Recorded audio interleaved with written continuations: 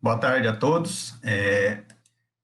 Eu já vou iniciar a apresentação agradecendo à comissão organizadora e também ao professor Vinícius, que trabalhou comigo aí durante esses dias na elaboração do material, que faz parte dos trabalhos do curso de Geografia.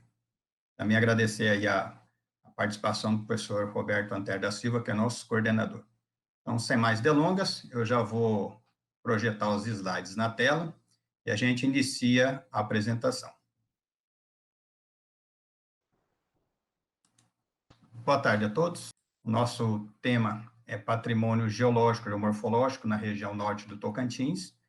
Esse trabalho aí é resultante dos estudos que a gente realizou durante os últimos 5 anos, e a elaboração dessa apresentação coube a mim e professor Carlos e professor Vinícius. Somos parte do curso de Geografia da Universidade Federal do Norte Tocantins, que foi recém-criado. Também faz parte esse trabalho das atividades do Laboratório de Geologia e Solos do nosso curso. Para quem não conhece a área de estudo aí, norte do Brasil, a região norte do estado do Tocantins, pela classificação da Secretaria de Planejamento, ela fica nessa faixa amarela do estado do Tocantins, entre os rios Araguaia e Tocantins, e é uma região que possui uma enorme diversidade de estruturas sedimentares, metamórficas e magmáticas. Então, nós vamos ter terrenos mais jovens, da idade de 400 milhões de anos, e terrenos bem antigos, aí, da ordem de 1,5 bilhão de anos. Então, é interessante notar que todas essas estruturas, elas se alongam de sul a norte do estado, então, fazendo faixas, e no caso da região aqui de Araguaína, o acesso é rápido, então, tanto de leste para oeste, como a 100 quilômetros, você consegue encontrar essas estruturas para visitação. Só para a gente enquadrar dentro dos conceitos, a Unesco, ela considera como patrimônio natural todas as formações físicas e biológicas e grupos de formações com valor universal excepcional do ponto de vista estético ou científico. E foi isso que a gente buscou durante os trabalhos, principalmente nas aulas de campo, conforme a gente ia explorando mais a região, a gente encontrou formas bem singulares que poderiam ser protegidas efetivamente pela lei, e disso resultou 2 artigos para enquadramento dessas estruturas, tanto as geológicas como as geomorfológicas. Como nós somos do curso de Geografia, nós trabalhamos também com a visão um pouco mais ampla, que é o conceito de paisagem. É um conceito bem clássico que a gente utiliza na geografia, é o do Bertrand, que a paisagem não é só a junção de elementos geográficos, mas uma combinação dinâmica, instável dos elementos físicos, biológicos e antróficos. E aí, a gente também observou, no levantamento dos trabalhos em todo o mundo, que existe uma paisagem cultural, uma paisagem trabalhada pelo ser humano. E tudo isso depende da transformação do material primário, que é a estrutura geológica. Então, nós temos aí, sempre a gente relembra aos alunos que, após a decomposição da rocha, ela vai gerar um solo característico, e em cima disso vai se desenvolver toda a rede de drenagem e a vegetação. Então, se você tem uma área magmática de rochas basálticas, você já vai ter um tipo de solo característico, uma rede de drenagem característica, uma vegetação característica, como, por exemplo, os cerradões. Então, dentro da geografia, a gente não fica só na questão específica do patrimônio geológico, mas também tenta englobar nos trabalhos toda a junção da atividade humana, visto que existe uma grande discussão da adoção do termo antropoceno, e ainda gera grandes debates, mas é inegável que a atividade humana já gerou grandes modificações na paisagem terrestre. Um exemplo aqui de paisagem cultural, nós temos 2 áreas bem características, que é a paisagem do Rio Douro, em Portugal, onde nós temos os terraços para a plantação de videiras, e é um trabalho de escavação de rochas metamórficas de xistos, e esse xisto, ele dá uma característica toda única ao vinho produzido na região. Então, essa região do Douro, toda a estrutura geológica e morfológica foi trabalhada pela ação do humano, e aí se encontra em relativa estabilidade, onde não há tanta degradação, ou a degradação é mínima, visto o cuidado que existe nessa paisagem. Uma outra paisagem fantástica que a gente pode observar são os terraços chineses. Então, esses amplamente, e há mais de 2.000 anos, utilizados para o cultivo do arroz. Então, não só a estrutura geológica em si, mas também, às vezes, algumas estruturas formadas pela mão do ser humano podem ser aí trabalhadas dentro da questão do patrimônio. Mais especificamente nesse trabalho, a gente pensou não só em produzir artigos numa linguagem científica, mas também adaptar ele para a divulgação científica nas escolas, que acho que é um passo ainda que nós precisamos evoluir bastante e que está sendo, nos últimos anos, bem conduzido por alguns especialistas. Então, a gente tentou traduzir toda essa linguagem técnica para um material didático, visto que nós somos um curso de licenciatura, e nós temos um trabalho no laboratório de receber os alunos e tentar passar as informações de um modo mais simples possível, e que, posteriormente, a gente vai mostrar alguns exemplos. Para a gente enquadrar aí, dentro do patrimônio geológico, eu trouxe uma estrutura que é muito estudada, que é o Grand Canyon, no Colorado, Estados Unidos. Então, o Grand Canyon é literalmente um museu a céu aberto, não só pela a gente poder estudar todos os processos endógenos e exógenos na elaboração dessas estruturas, bem como os fósseis que estão nas camadas. Então, o Rio Colorado escavou as camadas durante milhões de anos, e essa área é amplamente usada para visitação, visto que os Estados Unidos ele tem um dos parques mais antigos para visitação, que é o Parque de Yellowstone, onde tem os geishas. E isso é muito importante, porque às vezes é necessário separar uma área específica, e aí as últimas apresentações mostraram isso, que nós temos que ter uma área para visitação e uma área para pesquisa científica, onde não há nenhuma interferência. E isso promove a divulgação do conhecimento, as pessoas cada vez mais tentam entender a história natural da Terra. Então, o Grand Canyon é um grande exemplo.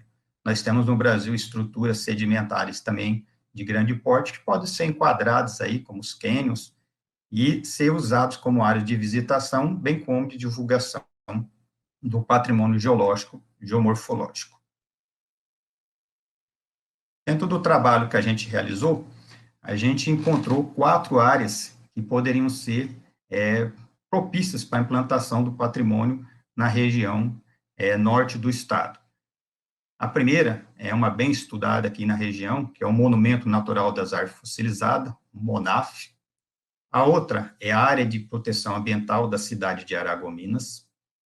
Também no norte do estado, as Chapadas areníticas e a Serra do Estrondo, que são complexos metamórficos e magmáticos que possuem uma incrível variedade de formas a serem estudadas. Então, a gente elaborou um pequeno mapinha que aparece aí do lado direito. É óbvio que tinha muito mais locais que poderiam ser usados para a gente identificar essas estruturas geológicas e geomorfológicas, mas a gente teve que fazer uma seleção dos mais fáceis de deslocamento, de acesso, de estradas, e isso a gente elaborou muito bem no artigo que foi publicado. Porque, às vezes, algumas áreas são muito importantes para a visitação, mas o acesso é dificultado. Então, a gente tem que pensar em todas as idades que vão visitar. E no trabalho de educação ambiental, desde as crianças até os idosos. Infelizmente, algumas áreas foram excluídas devido à dificuldade de localização, mas a gente registrou no trabalho tudo isso. Então, a partir de agora, eu vou começar a detalhar essas 4 áreas para a gente estudar um pouquinho mais e ver como elaborar um trabalho de patrimônio, de visitação e de estudo científico nessas áreas. A primeira e a mais importante da região é a área do Monumento Natural das Árvores Fossilizadas. É uma floresta petrificada do período Permiano, com idades de torno de 200 milhões de anos. Ela se estende desde o estado de Tocantins, adentrando o Maranhão, na região de Carolina, E essa região possui uma enorme variedade de árvores fossilizadas, principalmente do tipo pseurônios, visto que era uma região de um grande lago marinho, e após a última regressão marinha, ele, com o passar do tempo, foi se esvaziando e preservou uma grande quantidade de fósseis, que já são estudados por diversas instituições. É uma área onde a gente leva os nossos alunos, tanto para trabalho de geologia, como de geomorfologia. E tem várias áreas passíveis de serem visitadas e de fácil acesso. Inclusive, posteriormente, o professor Vinícius vai demonstrar um vídeo que a gente elaborou uma rota. Nós já temos aqui um trabalho já feito pelo órgão ambiental, que é o Instituto de Natureza do Tocantins. Já foi implantado um museu, eles já têm também veículos e uma área propícia para visitação. Então, já todo o intercâmbio, treinamento de guias, tem uma equipe, você somente faz o contato via órgão para poder fazer visitação nas áreas. É interessante que sempre tem um profissional acompanhando, e isso é importante não só para a divulgação da informação, como para a proteção, porque, infelizmente, uma boa parte desse material, no passado, já foi furtado, e notícias que esse material, essas árvores fossilizadas, chegaram até a Europa. E, felizmente, por uma ação da Polícia Federal, ela acabou, em grande parte, com esse desvio desse material. Porque as pessoas querem sempre levar uma lembrança da região, mas a única lembrança que a gente tem que levar é uma fotografia. Então, tem materiais ali, inclusive, muito frágeis, como no canto da tela, um fóssil de samambaia, visto que as samambaias já estão há mais de 600 milhões de anos aqui no nosso planeta. Então, essa história natural tem que ser muito preservada. Além disso, é uma região muito propícia para o turismo. Então, mais ao fundo, tem uma foto que a gente deixa em destaque da área geral da Chapada, que infelizmente, na época, estava sofrendo com o processo de queimada, não ficou muito nítido, mas nós temos as chapadas ao fundo, e onde você tem rios de corredeiras, tem muitas belezas cênicas que podem ser aproveitadas para o turismo, principalmente o turismo de aventura, e pode ser agregado com o turismo científico. Nessa região, nós temos duas áreas que foram preparadas pelo pessoal do Museu do Monaf, e são mais visitadas, então já tem ali toda uma preparação, as estradas, facilita o trabalho, principalmente porque, na maior parte, são crianças aí, jovens, na faixa dos 10 a 18 anos, então você precisa ter essa área bem adequada para a recepção dessas pessoas. Visto que é uma área que ela tem certos perigos, como toda área, quando a gente vai para o campo, então sempre é bom ter essa rota bem definida. A equipe também do museu, que fica no distrito de Belândia, também já elaborou um projeto de identificação dos locais, fabricação de placas, de avisos para a divulgação da informação, e ainda aguarda a verba, porque essas placas, principalmente as que ficam nas estradas, elas têm toda uma norma do Detran, tem que ser placas reflectivas, e esse material não fica muito barato. Então, aguarda ainda a liberação de verba, porque quanto mais a informação as pessoas souberem do que existe na região, e o trabalho de educação ambiental que é feito pelo Instituto Natureza Tocantins, vai ajudar a preservar esse material.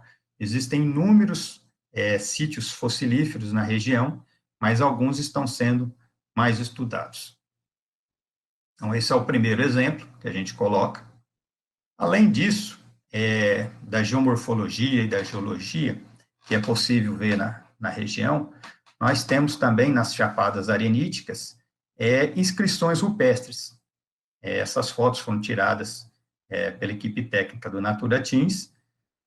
Infelizmente, ainda não há um trabalho que possa datar ou com maior profundidade em que época essas inscrições rupestres foram feitas, mas em trabalhos de campo a gente já localizou várias, e elas já foram protegidas, já há um trabalho de evitar que haja degradação local e já foram isoladas, que é muito importante, porque haja visto que em outros locais essas inscrições rupestres já foram alteradas, e infelizmente há pessoas que não têm ainda o conhecimento do devido valor dessa história dos povos que habitaram a região. Haja visto um bom exemplo que existe no Piauí, das inscrições rupestres que foram preservadas na Serra da Capivara. Então, é um trabalho que demanda investimento. Por sorte, esse local é de difícil acesso, as pessoas não conseguem visitar, e facilita a preservação. Então, há uma cooperação também dos fazendeiros da região que evitam deixar as pessoas entrarem. Então, é preciso todo o envolvimento da comunidade, não só do órgão ambiental, para a proteção.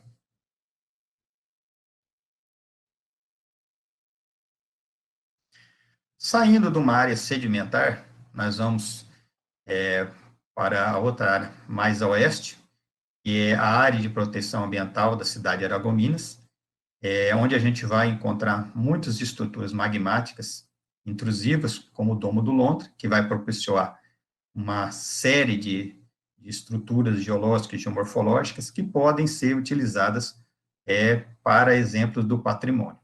Na região também há muitas formas metamórficas, então é uma região muito estudada, principalmente aí pelos cursos de geologia e geografia, e também é uma região muito rica na questão da biodiversidade, principalmente o Domo do Lontra, que ele é como uma forma de uma coroa, onde o seu núcleo, o seu core, ele já foi totalmente erodido, e destoa, principalmente na época de seca, em que ele conserva grande quantidade de água e a fauna e a flora se desenvolvem nessa região.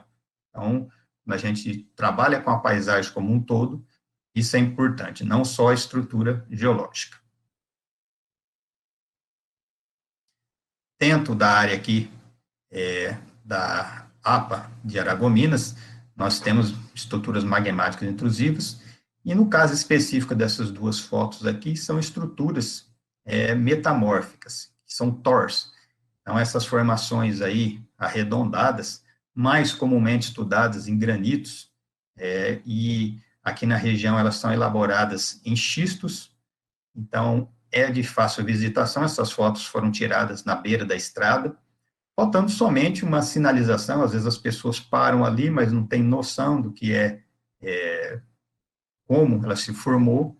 Quando a gente fez o levantamento para tentar aprovar a APA de Aragominas, é muito comum os fazendeiros perguntar para os professores como elas se formaram, e aí acabam transmitindo a informação, mas às vezes nem sempre com o devido aprofundamento. Então, são estruturas que estão numa boa localização, de fácil acesso, e nesse caso aí só precisa mesmo de uma placa de informação e de uma trilha que possa levar ao local para melhorar a observação. Todas essas estruturas que eu estou apresentando, tanto do slide anterior, elas vão compor um material didático, uma cartilha que a gente fez para a divulgação das escolas, visto que o laboratório recebe muitas turmas devido aos alunos do curso de Geografia fazerem estágio. Ano passado, por exemplo, a gente recebeu em torno de 25 turmas para ver todos os tipos de rocha que existem na região. Em alguns casos, a gente conseguiu fazer um trabalho de campo, a gente conseguiu as verbas e levar essas jovens aí para conhecer um pouco mais da história geológica, e muitos ficam surpresos, porque nas pequenas cidades que eles vivem, eles não têm ideia de como o passado geológico foi tão diversificado. Saindo das estruturas magmáticas e metamórficas, nós temos as áreas das chapadas do norte do Tocantins. Então, nós temos diversos tipos de relevos testemunhos, que são muito bonitos de serem avistados, são locais de fácil visitação também. Então, é muito comum essas chapadas aqui na região, elas terem até monumentos religiosos no topo. Nós encontramos muitas cavernas, e aí de refúgio a maior parte já está sendo catalogada pelos órgãos ambientais, e a gente destaca aqui ao lado essa estrutura, esse arco estrutural, muito comum, chamado pelos habitantes da região de Ponte de Pedra. Então, é uma estrutura arenítica da formação Sambaíba, que tem em torno de 180 milhões de anos, são areníticos eólicos de ambiente desértico, e essa parte de baixo, onde passa justamente a estrada, ela foi dissolvida, como ela é um material mais friável, pela água da chuva. Então, a umidade atuou ali, e a parte de cima ficou preservada devido às lateritas. Então, é uma placa de mais de 1 metro de laterita e também com materiais silicificados.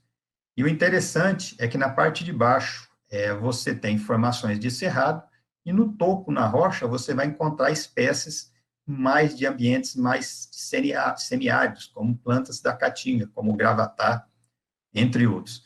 Então, é interessante como a geologia da região, inclusive nos nossos trabalhos, a gente já localizou algumas áreas de refúgio, que nas rochas predomina uma vegetação de caatinga e no entorno a vegetação de cerrado, mostrando toda a evolução da flora da região, que ainda preserva alguns remanescentes das alterações climáticas. Então, esse arco estrutural também é muito visitado.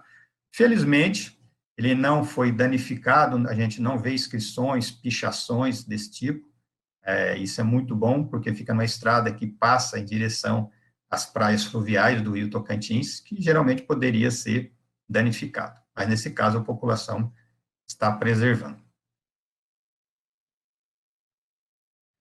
Um outro tipo de patrimônio, e aí eu destaco que a gente sempre acaba trabalhando com relevos de grandes proporções e esquece dos pequenos relevos. Então, ali na região desse mesmo arco estrutural, nós encontramos micro-relevos de dissolução, são chamados de demoiselles-chappé, do francês. Então, essas estruturas se formam por um material mais friável na base. Então, aqui, infelizmente, nessa região, todo ano nós temos problemas com queimadas, e essas queimadas, elas eliminam a vegetação que protege as encostas dos morros, e aí esse material friável, ele acaba sendo levado. Então, uma areia com alto teor de ferro, ela tem uma aparência bem amarelada, e aí o que acontece? A camada de laterita superior, ela é fragmentada e pequenos fragmentos são preservados, formando esses pináculos, esses micro-relevos, são muito bonitos. Castelo parecem pequenos castelos, olhando de longe, até parece uma paisagem lunar. É muito bonito ser visto, principalmente na época de verão, de manhã, onde você tem a incidência do sol e uma coloração muito bonita. Então, é um micro-relevo que a gente destaca aí, a ser preservado, e é interessante que cada ano que você vai lá, ele modificou a forma devido à ação da chuva.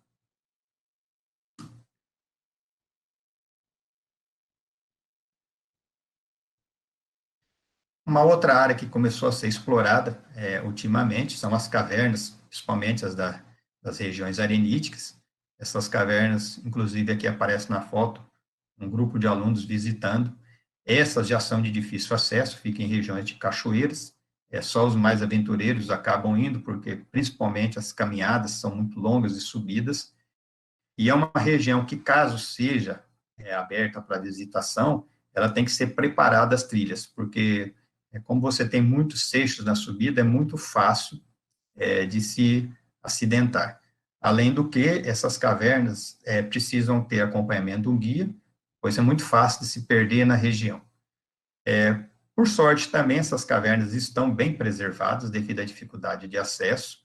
Você tem ali a possibilidade de fazer um trabalho científico, de levar alunos, e dentro do patrimônio geológico e morfológico, como a gente já viu anteriormente, inscrições rupestres, nessa área aqui específica, que fica no município de Vanderlândia, a gente ainda não identificou uma inscrição rupestre, mas eu acho que com trabalhos mais aprofundados a gente vai encontrar, porque em todas as chapadas areníticas do norte, a gente já encontrou inscrições rupestres. Então, aqui é mesmo só para os aventureiros, quem está mais apto a aguentar 7, 8 quilômetros de caminhada, de subida, para chegar nas cavernas. Mas o esforço vale a pena. A gente sabe que, em geral, quando a gente tem uma área dessa associada ao turismo, as pessoas não gostam muito de andar. Então, fica mais para um turismo de aventura, e aí é preciso também preparar essas trilhas. Haja visto que todo esse material aqui, ele, como parte do trabalho, ele envolveu uma quantificação, uma inventariação, um levantamento da estrutura geológica. Nós estamos aqui, claro, obviamente, devido ao tempo, fazendo um resumo, porque do trabalho científico, a gente quer gerar os produtos que sejam fáceis de serem disseminados tanto via as mídias como nas escolas. E aí, um dos nossos veículos de comunicação são os estágios nas escolas públicas, os alunos do PIBID, que são ali, já tem um trabalho mais efetivo na escola.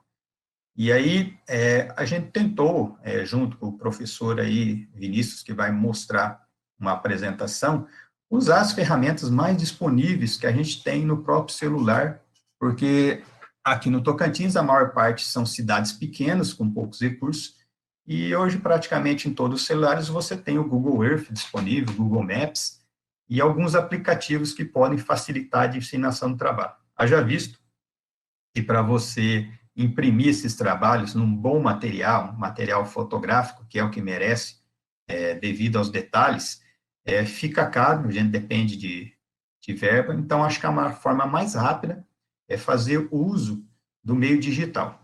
Então, a gente elaborou cartilhas, nós temos um site do laboratório onde a gente deixa todo o material disponível, todos os tipos de rocha da região, a gente faz um levantamento com fotografias, e quando os alunos das escolas públicas vêm visitar a universidade, a gente apresenta para eles, e devido a essa nova geração estar muito integrada às mídias digitais, elas podem ser disseminadas em todos os tipos de plataforma, YouTube, Instagram, entre outros. E no laboratório, a gente coloca não só as experiências dos artigos científicos, mas também material de uso didático nas escolas. Aqui eu coloquei as três imagens, né? A imagem do laboratório, do site, que é importante. Cartilha, nós elaboramos esse material, nunca para, porque a gente sempre encontra novas formas. E aqui, o uso do Google Earth, que é uma ferramenta muito boa para divulgação. Então, a gente tem aí, e claro, se quiser fazer alguma coisa mais detalhada, nós temos softwares aí de geoprocessamento que podem implementar um trabalho mais técnico. Uma coisa que nós estamos tentando desenvolver também é a parte de vídeo. Devido à pandemia, nós estamos agora todos trabalhando online, apesar de a gente ter a palavra como forma de disseminação, quando a gente trabalha com o vídeo é um pouco diferente. Então, a gente pensou em fazer dos materiais que a gente elaborou, foram microvídeos que poderiam ter um tamanho que a gente pudesse colocar, como, por exemplo, em aplicativos como o WhatsApp, de informação rápida. Eu vou até apresentar rapidamente sobre o arco estrutural para a apresentação. Então, a gente pensou tudo isso, mas quando a gente cai na questão de produção de vídeo, você precisa ter um equipamento, e esse nosso equipamento foi feito com câmeras que não são tão de alta definição, você precisa de um apoio técnico, como, por exemplo, ver posição do sol, ruídos, o horário de gravação, o texto, então é uma área ainda que eu, particularmente, ainda estou, assim, engatinhando. Mas eu acho que todos os professores vão ter que, no futuro, produzir material em forma de vídeo, porque eu acho que é mais uma ferramenta que a gente pode ser usado. Eu vou só interromper um pouquinho a apresentação dos slides e passar um dos vídeos que a gente produziu rapidamente. Então, esse é um pequeno vídeo, uma das nossas primeiras experiências na área de elaboração do vídeo.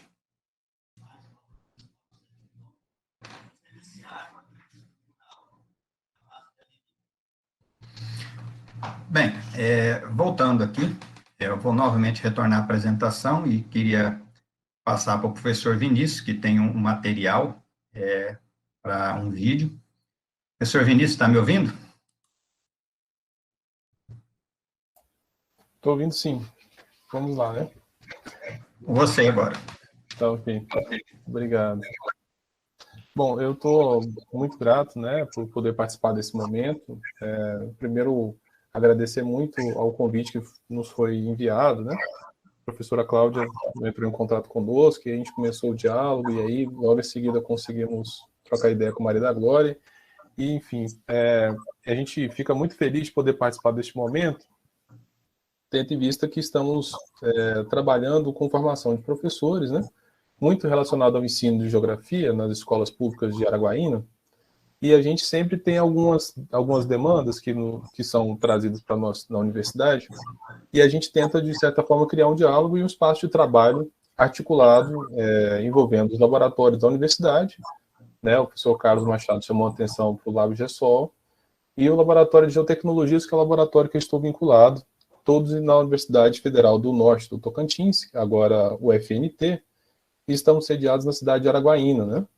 Que fica bem ao norte do estado, assim, né? Nós somos a cidade que fica mais próximo do Bico do Papagaio, né? O pessoal conhece.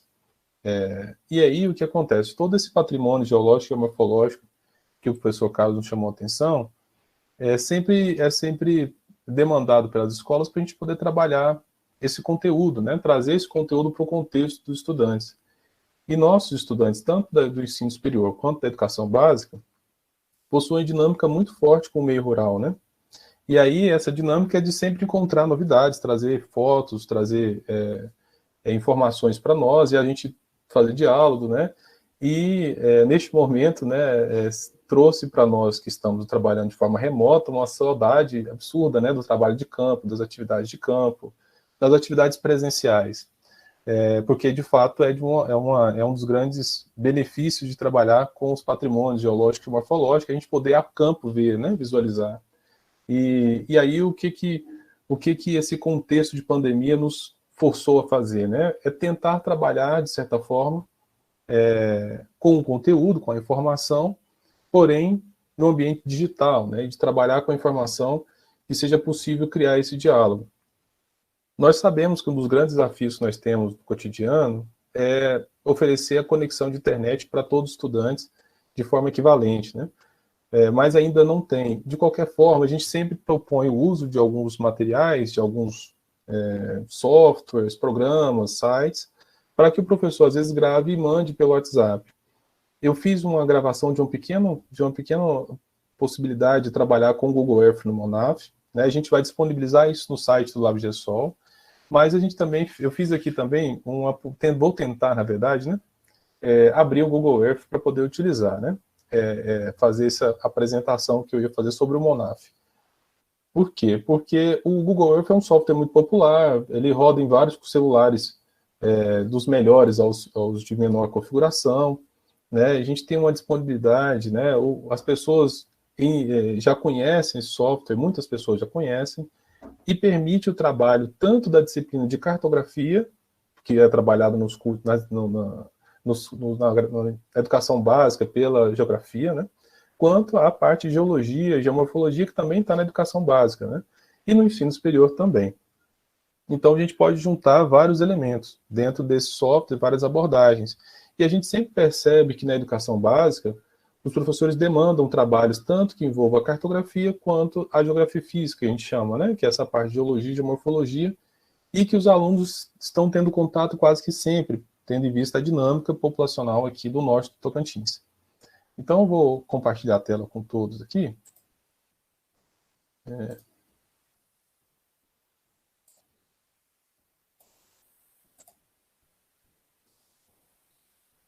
Bom, agora aqui aberto, né? Eu vou tirar um zoom aqui do Google Earth, pensando que esse software é um software bastante conhecido, né? Usual em várias pessoas que trabalham com a informação espacial. Então, quando o professor está na sala de aula virtual, é possível ele abrir o Google Earth como eu estou abrindo, é um software que é muito conhecido, ele é grátis, né? Não tem que ficar pirateando software, né? E a nossa região, que é essa região ao norte do Tocantins, ela está toda aqui catalogada dentro do Google Earth, né?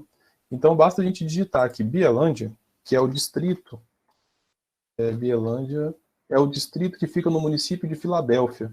Filadélfia fica na divisa entre o Tocantins e o Maranhão, bem nessa porção aqui do norte do Tocantins, e Bielândia é um distrito que fica no meio do caminho entre Araguaína, que é a nossa cidade, e Filadélfia, né? E aí a gente manda pesquisar, nós temos aqui a localização do ponto, né?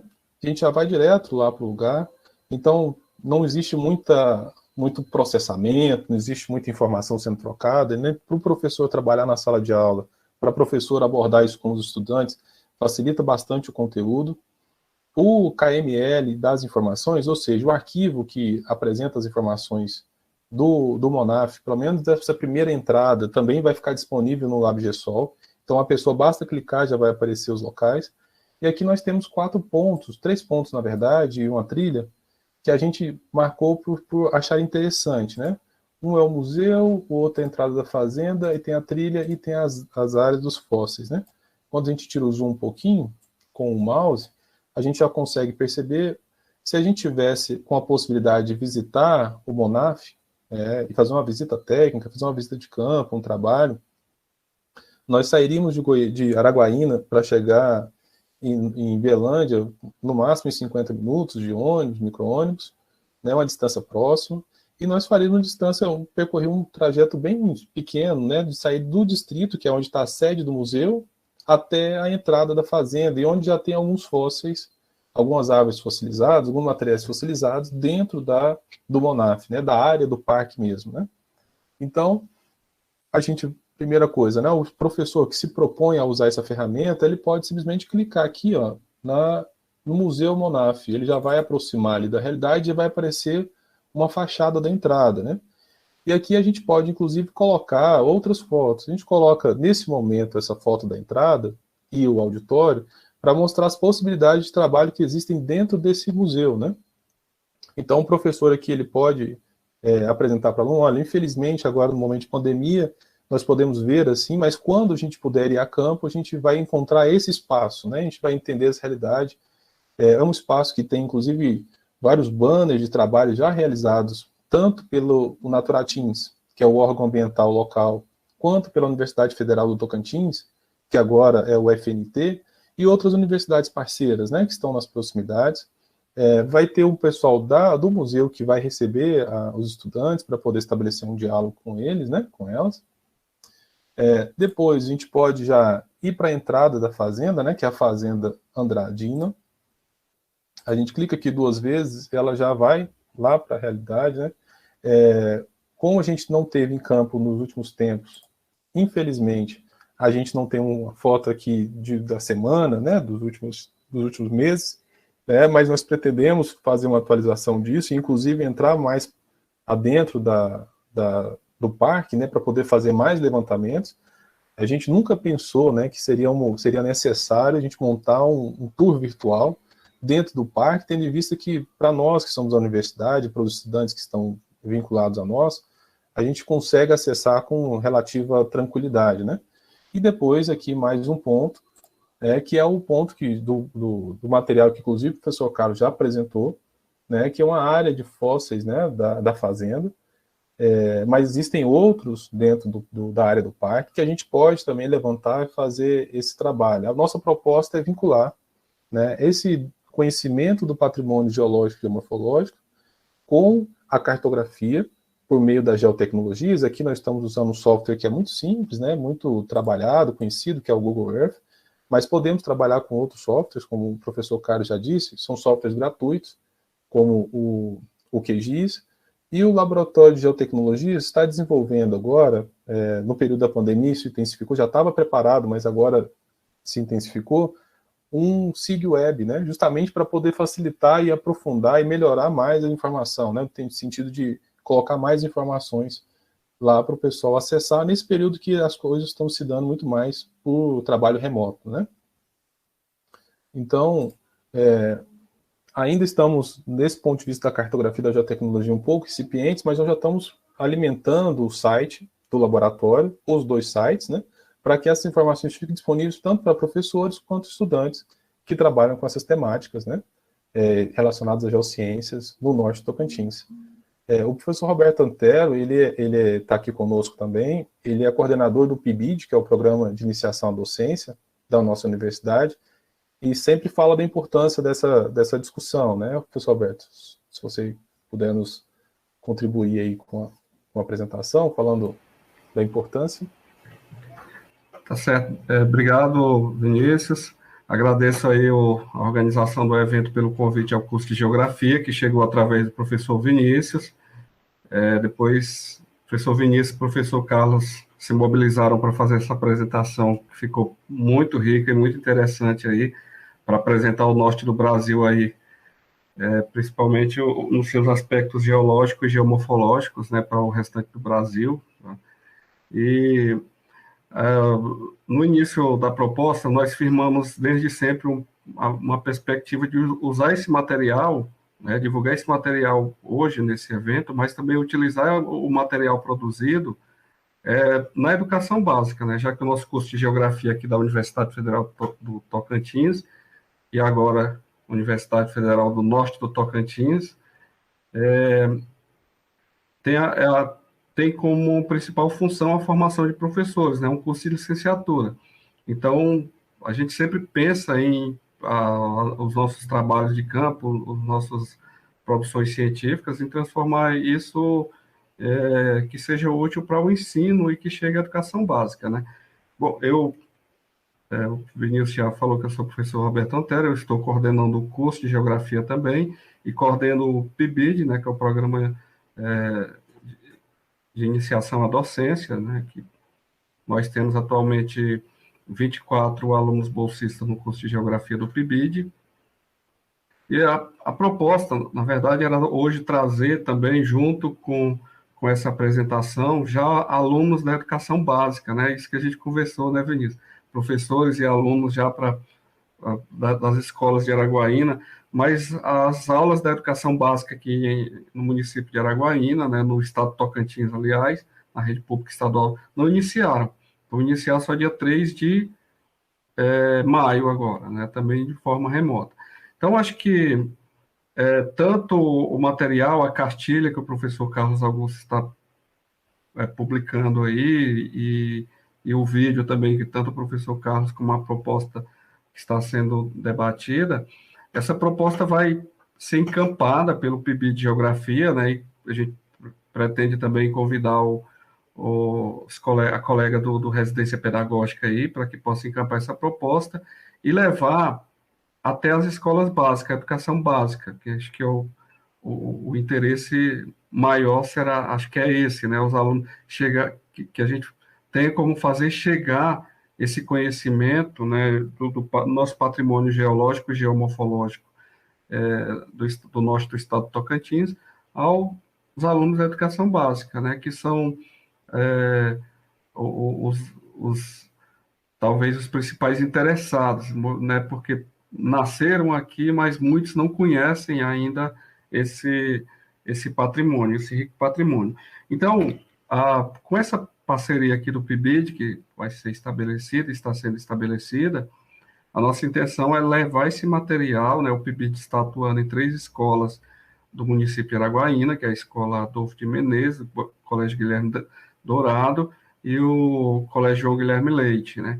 Então, imediatamente, a gente já pretende levar esse material para que os estudantes de geografia, os professores de formação, possam trabalhar esse patrimônio geológico e geomorfológico do norte do Tocantins nas escolas básicas, na escola básica junto com os alunos da escola básica. Então, inclusive a metodologia, o material, né, de uma parceria que já é antiga aí entre o Laboratório de Geologia, Geomorfologia e Solos e o Laboratório de Geotecnologias, a gente vai dar continuidade. Então, a intenção maior e essa parceria é realmente essa, de fazer chegar esse material e essas metodologias até a educação básica. Tá?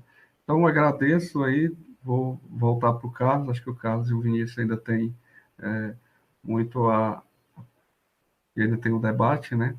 Então, parabenizo aí o Carlos e o Vinícius aí pela organização do material, que foi muito bom.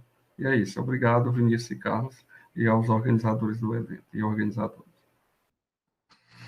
Bom, Vinícius, você deseja falar mais alguma coisa ou só falta mais um slide para encerrar? Não, para mim pode encerrar. Pode. Ok, então. Eu só vou colocar os slides finais aqui. Bom, então o professor apresentou os materiais. Eu tive tempo de ir ali nos comentários do YouTube.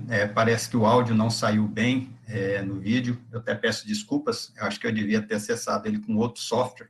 Eu usei o próprio software do computador, também não saiu muito bom aqui para mim. Mas, caso alguém precise, eu disponibilizo ele via e-mail, bem como os outros materiais. O resto já está disponível no site. E, para finalizar, eu gostaria de agradecer à comissão organizadora pela participação no GeoDia, ter aberto esse espaço para divulgação aí do nosso trabalho. Agradecer às escolas que proporcionam os estágios para os alunos, que é muito importante, né, porque eles interrompem suas atividades e é importante ter essa conexão aí de divulgação do conhecimento, visto que nossos livros didáticos têm mais fotos do que texto, então, quanto mais informação a gente levar da região em específico, isso é importante. Conhecer a região é muito importante. E nossos dois grandes parceiros aqui no Estado, né, que é a Secretaria de Planejamento e Gestão, a CEPLAN Tocantins, que é um órgão estadual do governo, e sempre que nós pedimos materiais impressos, imagens de satélite, qualquer tipo de data, eles fornecem para a gente com a maior rapidez possível. E nosso parceiro específico aqui da região de Araguaína, que é o Instituto Natureza Tocantins, o Naturatins, e eu já estou 20 anos aqui na região, e sempre nos deram total apoio a todas as atividades aí da universidade, né? Às vezes a gente reclama muito dos órgãos do governo, mas esses dois órgãos aí estão de parabéns. E agradecer aí os técnicos que trabalham com a gente, do Naturatins, Benilson Pereira de Souza, e o Hermísio, que trabalha mais especificamente no museu, lá no distrito de Belândia, que são pessoas aí que sempre recebem as escolas, fazem um ótimo trabalho de educação ambiental, e sempre nos estão colocando a par aí de novas áreas para exploração. Felizmente, muita coisa ficou de fora, a gente gostaria que tivesse muito mais coisas, e a gente selecionou o que é mais destacado. E para finalizar, teve 2 comentários no YouTube, que eu concordo, que eu agora não lembro o nome, sobre a pavimentação dos locais, quando a gente fala o acesso, a gente tem que destacar que tem que ser feito com materiais da região, o mais natural possível. Também sou contrário a pavimentar e qualquer tipo de material que não seja da região. E uma outra coisa destacada também no canal do YouTube é a acessibilidade. Todos esses locais que eu coloquei são acessíveis a cadeirantes ou pessoas que precisam de algum tipo de locomoção especial. Então, facilmente pode ser levado qualquer tipo de pessoa. E uma coisa importante, tem informação em outros tipos de leituras, como, por exemplo, surdos e mudos. Então, isso é muito importante a gente também trabalhar nesse sentido.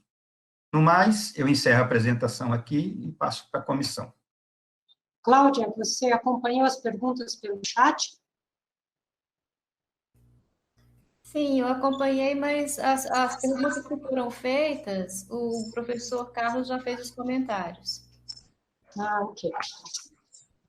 Muito bem, então, o canal da GeoBR vai terminar aqui as transmissões, né, do GeoDia, mas eu gostaria de lembrar que o GeoDia continua até às 19 horas da tarde, e